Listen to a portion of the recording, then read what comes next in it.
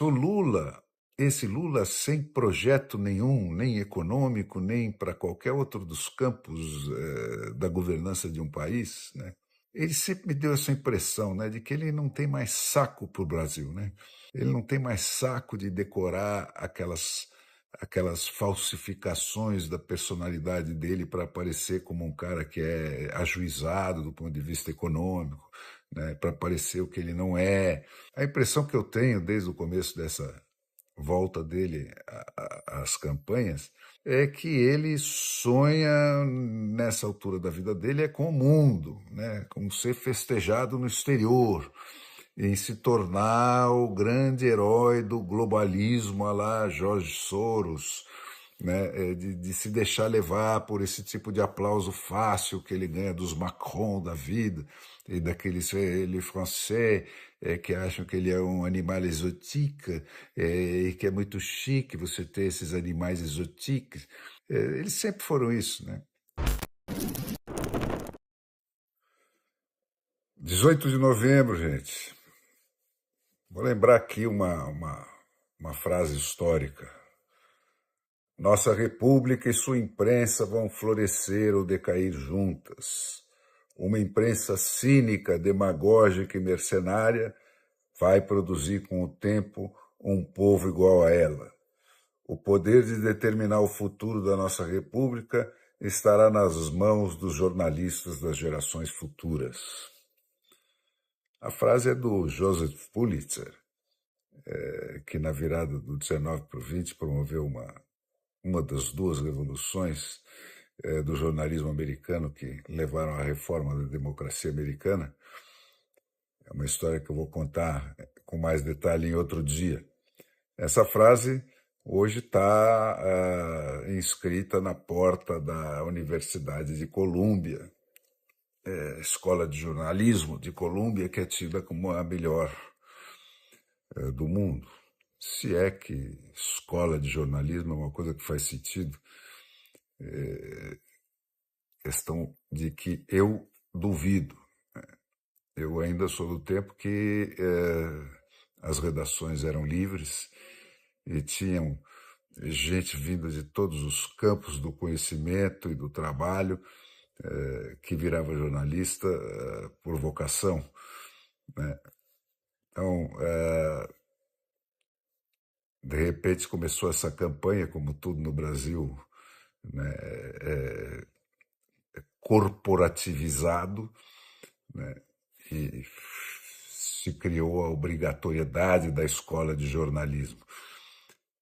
A escola de jornalismo certamente uniformiza, né, produz essa imprensa de manada que está aí, que passa a ser o quê? Um filtro para que a patrulha política já comece a tomar conta dos futuros profissionais de jornalismo desde a escola, né? Ocupando a escola, ocupando os professores e assim por diante.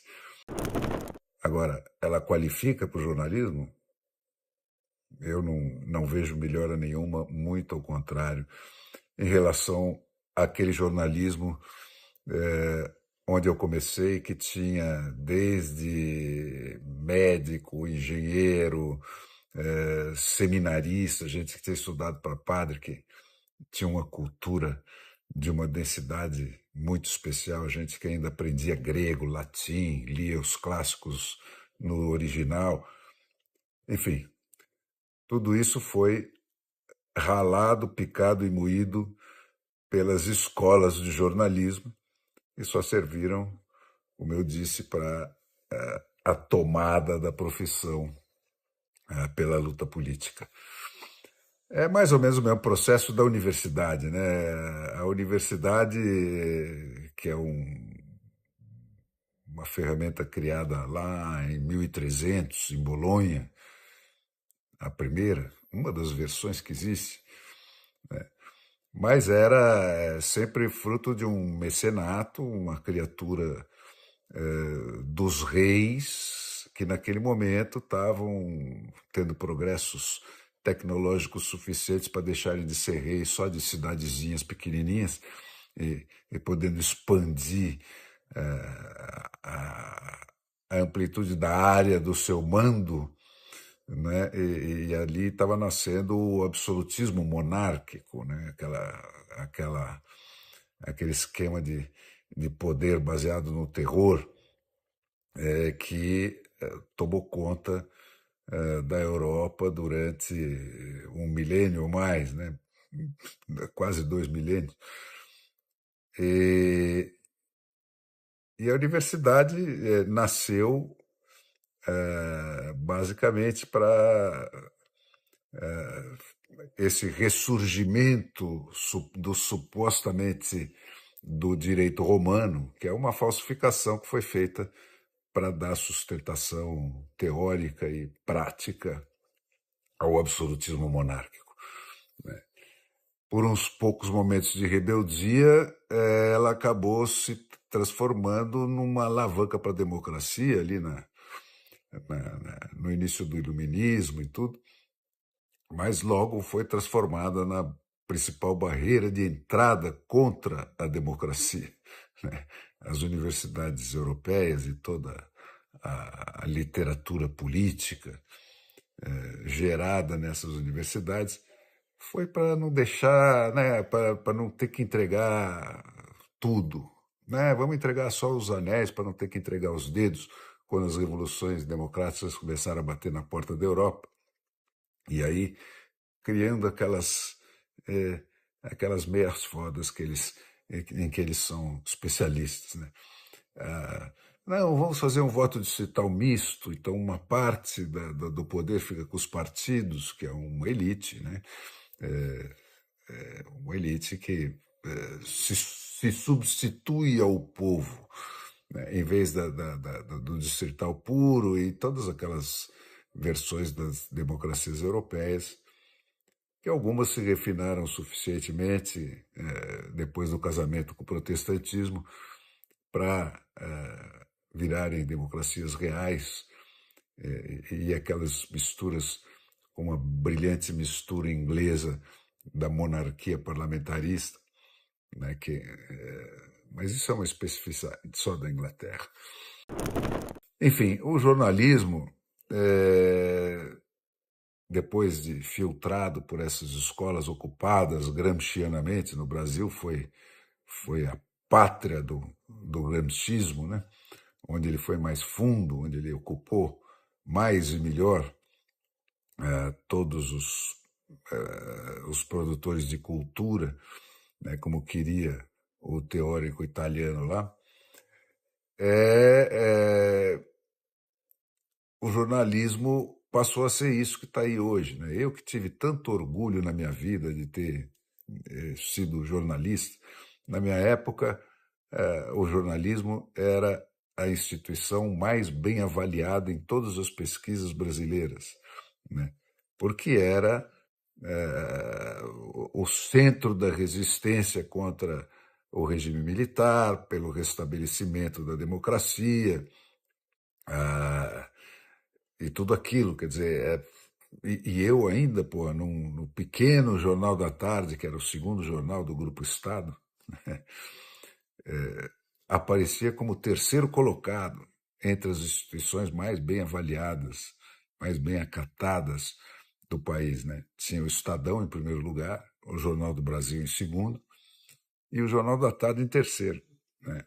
E essa avaliação se referia basicamente ao posicionamento ético e editorial do jornal, né? E eu, como responsável pelos editoriais, me enchia de orgulho dessa situação, né?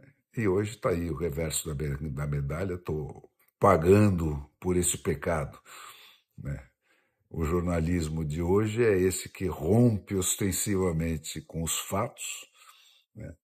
E se torna de divulgador, ele se transforma em censor, divulgador dos fatos, ele se transforma em censor dos fatos, né? E, portanto, é um agente tão deletério e degenerado quanto um STF que se torna o maior violador da Constituição. Quer dizer, um Supremo Tribunal Constitucional que se torna o principal violador da Constituição. Quer dizer, são essas duas forças que estão destruindo a democracia brasileira, né? E eu ainda acrescento para vocês, lembrando de novo a frase do Pulitzer que começou essa conversa, que o Supremo Tribunal jamais poderia ter ido tão longe se a imprensa não tivesse precedido ele nesse caminho de agressões violentas contra a democracia. Então, esses dois são os maiores criminosos de lesa pátria desse processo, dessa fase tão triste da história do Brasil. E jornalismo não é para quem quer, para voltar à questão da escola, é para quem não consegue deixar de ser.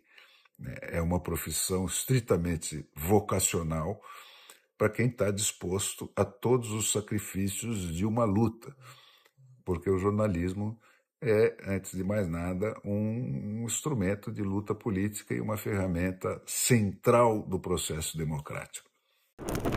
Bom, mudando de assunto, saltamos então daqui desses 20 dias de manifestações, né, o canto do cisne da democracia brasileira, para a Copa do Mundo. As manifestações parece que estão murchando.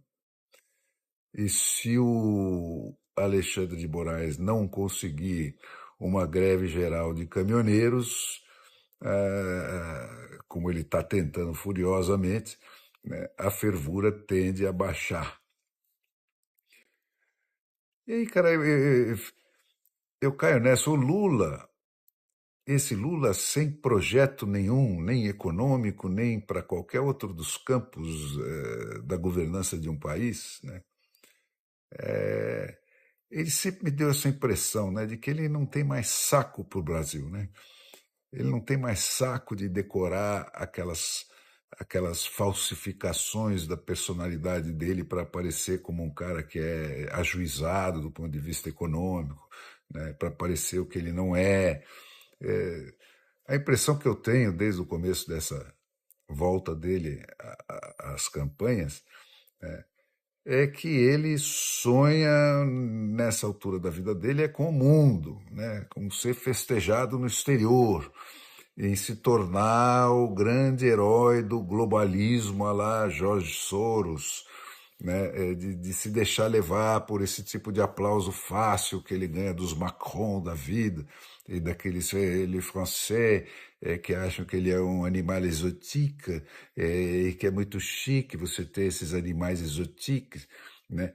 Eles sempre foram isso, né?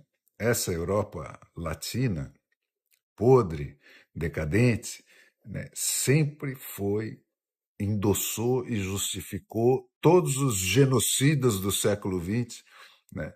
E foi coparticipante de todos aqueles massacres, né? Era o Sartre aplaudindo o Pol Pot, que massacrou um terço da população do Camboja, né? Os Mao Tse-tungs, os Fidel Castros, os Stalins, né?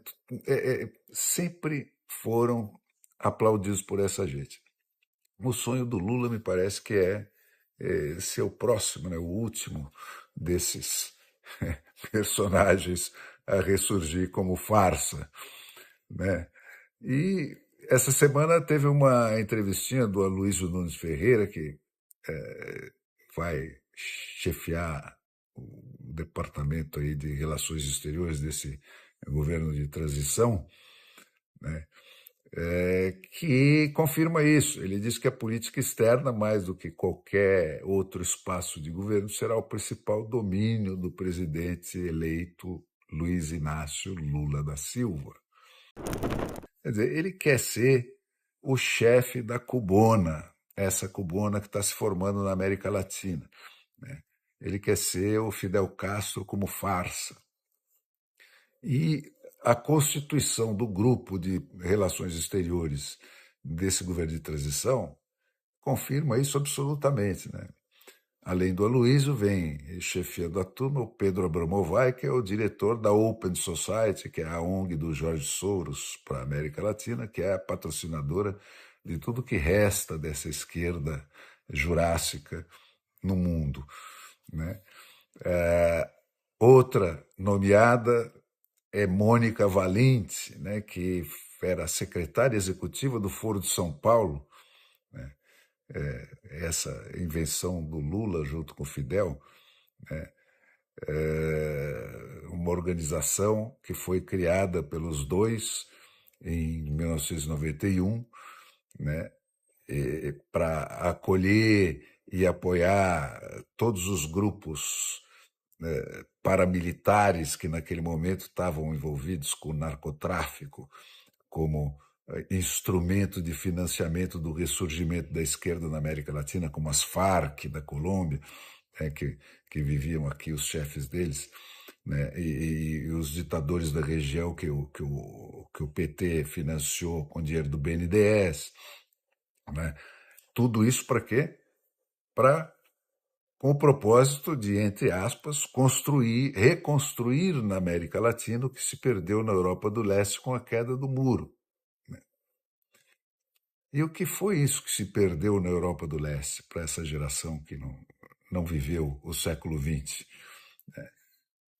O que se perdeu foram os governos de partido único, né? O Estado policial que fuzila todo mundo que dissentia ou que ameaçava pensar qualquer coisa diferente, né? Que se caracterizava por um mundo dividido por muralhas, em que se fuzilava sumariamente, tinha ninhos de metralhadoras a cada tantos metros do muro de Berlim, para fuzilar quem tentasse cruzar de um lado para o outro, né? Um mundo onde a lei era feita e executada pela polícia política, e não pelo legislativo, pelo judiciário e por um ministério público, né? Exatamente como essa que está esboçada em cada ação, em cada frase do seu Alexandre de Moraes, né? É essa a política externa que o Brasil relulizado está armando, né? E é para isso que ele botou lá, para constituir a transição do que vai ser a próxima etapa do Itamaraty, né, aquele do Barão do Rio Branco, coitado.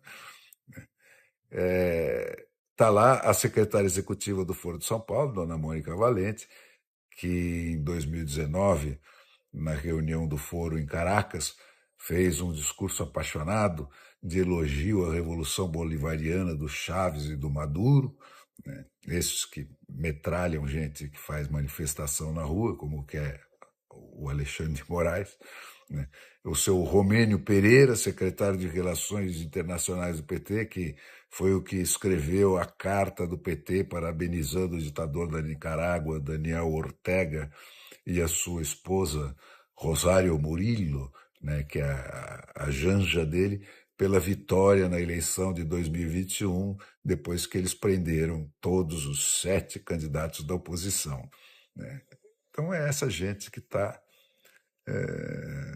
montando o cirquinho que vai virar o Brasil. E é isso que o Lula está focado nisso, né? Ele quer o mundo, ele quer o Nobel da Paz, ele não quer encômios de brazucas, né? A pergunta, então, que fica é para quem caberá descascar o abacaxi chamado Brasil, né? Em quem que você apostaria? No Alckmin? Ou no Alexandre de Moraes? E no meio tem alguma coisa? Não sei, o Lula nunca deixou nada que lhe pudesse fazer sombra prosperar dentro do PT. Então, está na mesa, né?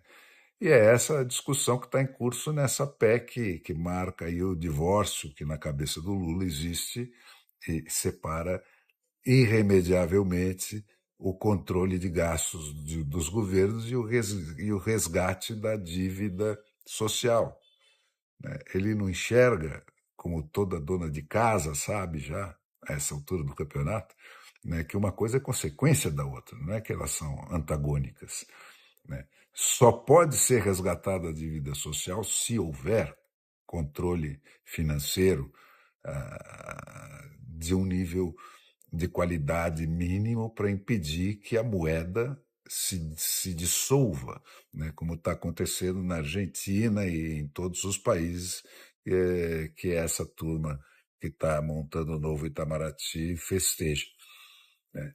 Então, na cabeça do Lula, é isso aí. Você tem que ter 200 bi de largada para comprar conforto, eh, e deixar de ter qualquer tipo de oposição, né? E tá nem aí que ele vai pelo aumento de imposto enquanto durar, né? Ele vai comer a picanha brasileira, né? Para dar uma cervejinha pro povo, enquanto durar a picanha brasileira. Depois você vira Argentina. Enquanto isso, o Alexandre de Moraes, né, tomado pelo incêndio descontrolado da sua vaidade, né, dá por fora pontapés na cara, mortais na cara da segurança jurídica, que é a condição principal para que se estabeleça a ordem econômica, né? Então você tem o Lula falando aquelas bobagens de um lado e o Alexandre de Moraes acabando com o solo onde pode brotar uma economia saudável e viva, né?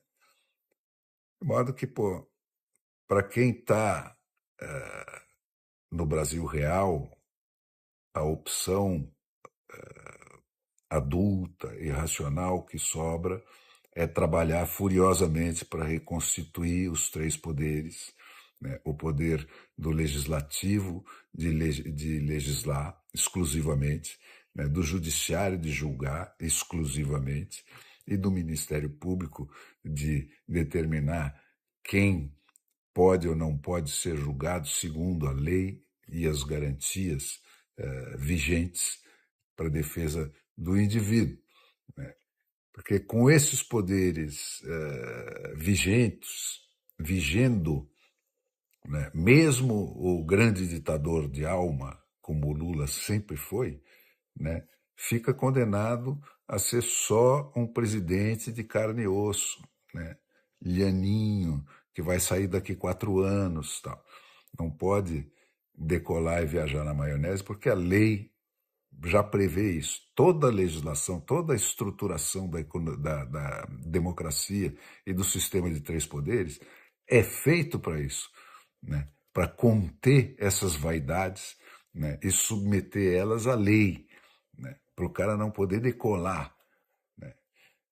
Então, gente, se você tem amor ao Brasil, tape o seu nariz e vá lá trabalhar os deputados e senadores eleitos para que eles exerçam o poder que eles têm ainda de conter essa conspiração e enquadrar elas dentro da ordem democrática.